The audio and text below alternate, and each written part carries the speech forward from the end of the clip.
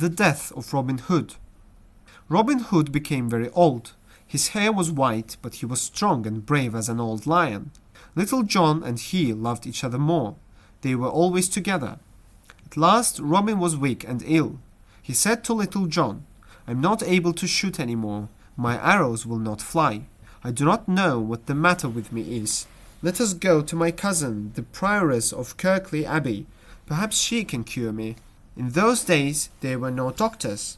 When people were ill, they went to clever women like the prioress of Kirkleigh Abbey. They made a cut in the person's arm and let the blood flow out. After a few minutes, the cut was bound up to stop the blood flowing. This was called bleeding. Sometimes people got well after this. Sometimes they died. Little John and Robin went to Kirkleigh Abbey. It was a difficult journey. It was a few days before Christmas. On the journey, Robin became very ill. He could not sit on his horse. Little John carried him in his arms through the deep snow. They arrived at Kirkleigh Abbey on Christmas Eve. The prioress said she was very happy to see them. "But Cousin Robin, what's the matter with you? You look so pale and thin." "He is very ill," replied Little John. "I took him here to cure him." Then the prioress looked at Robin carefully. "Yes," she said, "he is very ill. I must bleed him." If Little John saw the face of the prioress, there was such a wicked look upon it, but he did not see. "Come, good Little John," she said, "I have a room for you. Take up my cousin and carry him there." So Little John took Robin in his arms and followed the prioress. It was very peaceful in this little room. It was far away from where the other people in the abbey lived. Little John wanted to stay beside Robin, but the prioress said, "No, it must be perfect quietness. I will not move or nor make a sound, if you will only let me stay," said Little John. "No," said the prioress again. "I must be alone with him." "When may I come back?" asked Little John. "In a few hours, perhaps tomorrow morning," replied the prioress. "I will call you when it's time." So with a very heavy heart, Little John walked away. He went into the abbey garden. There he sat down under the tree. He watched the window of Robin's room. Hour after hour he waited in the cold. The prioress was a bad woman. Robin was very kind to her, and she had pretended to love him. Really, she hated him and wanted to hurt him. When Robin was well, she could do nothing. But now he was in her power. She wanted to kill him. That was why she sent Little John away. Now she was alone. She made a cut in Robin's arm so that the blood flowed out.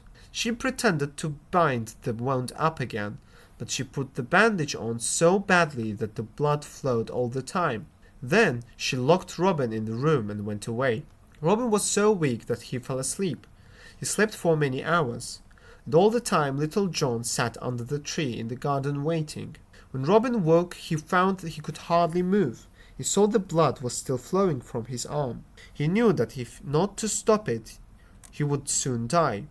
He tried to rise but couldn't. Then he thought of his horn. He put it to his mouth and blew 3 times.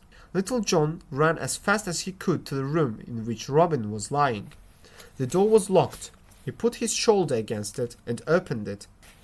There he found Robin in a very bad state.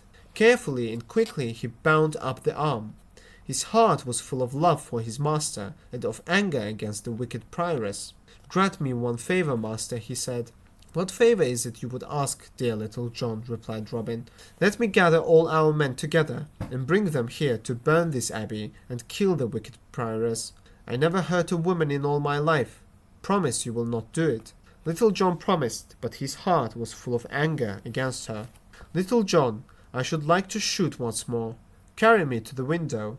Give me my bow into my hands and hold me up while I shoot. Where the arrow falls, there bury me." The arrow only went a very little way and fell in the garden. "It was a good shot, master, a very good shot," said Little John, though he could hardly speak for tears.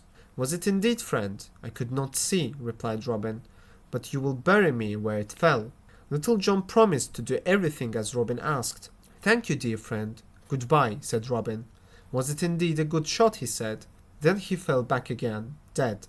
Just at that moment the bells began to ring for the Christmas Eve service.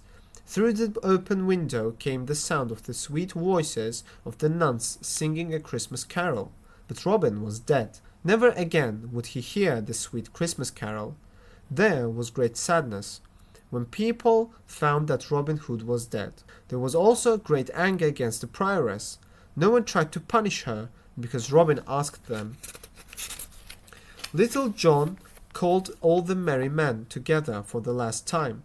They buried their master where his last arrow fell, in the garden of Kirkley Abbey in the Yorkshire. Over the grave they placed a stone and carved upon it these lines. Here underneath this stone lies Robert, Earl of Huntingdon. No archer ever was so good. The people called him Robin Hood. Such outlaws as he and his men will England never see again.